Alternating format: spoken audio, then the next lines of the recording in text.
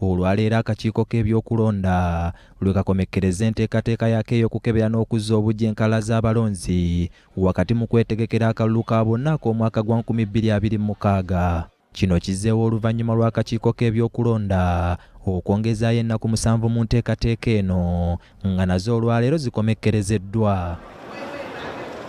Wabula mu mbeera eno abakulembeze b'abakyala mu kibiina ki National Unity Platform nga bakulembeddwamu omubaka omukyalo wa disitulikiti y'e Kasanda Flavia Kalule Nabagabe bagamba nti bannayuganda bangi balekeddwa ebbali mu kwewandiisa kuno era nti bangi boolekedde okusubwa akalulu k'omwaka ogujja. Era tubakubira omulanga bongereyo kubanga babadde n'ebibasoomooza bingi ebiremeseza abantu baffe okwewandiisa mu budde okugeza buli gombolola baliwa ebikozesebwa kit emu yokka eya Electoral Commission. Bano bagamba nti akakiiko k'ebyokulonda tekakoze kimala mu kukunga abantu okujjumbira enteekateeka eno era wano basabidde akakiiko kano okwongezaayo ennaku kisobozesa abatannafuna mukisa okwewandiisa. Olw'okuba nti gadgets ntono, abawandiisa batono, bulijjo babuuze nga temubalaba ate n'ebizindala ebibakunga bulijjo babadde babijjako. Babeere nga bakitegekawo okutwongerayoko obudde obumala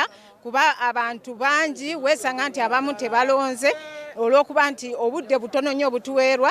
Mu mbeera eno tutuuseeko mu bifo eby'enjawulo gye bawandiisiza abantu n'okuzza obuggya enkala z'abalonzi kyokka tusanze abantu bali mu nnyiriri ku lunaku luno olusembayo. Obudde bwe batwongera butono nnyo ne gavumenti yennyini tefuddeyo okukubiriza abantu kugenda kwewandiisa yadde okukebera enkala z'abalonzi. Twandibadde tusaba okulonda kukyali kwewala nnyo bandituwadde emyezi ng'esatu olwedde babasasula abakozi. Obudde bukyabula obw'okulonda tuno tuli 2025 tulonda 2026 tuli mu mwezi gwa kubiri. Lwaki opapya abantu bw'otyo? Ali Sempungu ssentebe w'ekitundu ky'ewankulukuku Central agamba nti enteekateeka eno ejjumbiddwa nnyo wadde ng'ebaddemu ebirumira eri abaddukanya omulimu guno. Electoral Commission etwerabe engeri gyeyinza okukwataganyako n'ennira ensonga yaffe ey'abatuuze abatannaba kufuna nnangamuntu bayingire ebisasayizi ya Electoral Commission mu bungi bwabwe nga abalonzi b'eggwanga. Electoral Commission egenda kuba obulango ng'egamba alina emyaka 18 oli wa ddembe okulonda naye nga yo yennyini yebasibirayo mu nteekateeka eno gyenyinza okuyita ey'akagenderere ate nga bunafu bwabwe si bunafu bwa bannayuganda.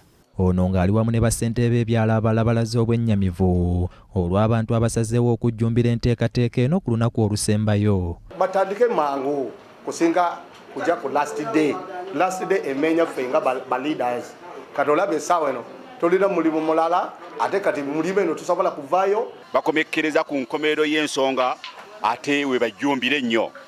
Exercise bagyongerayo ku wiki namba naye olunaku lwaleero kyesanga kuba nti eri ate ekyaliwo ng'eggwa lwaleero ate abantu beeyongera okujja.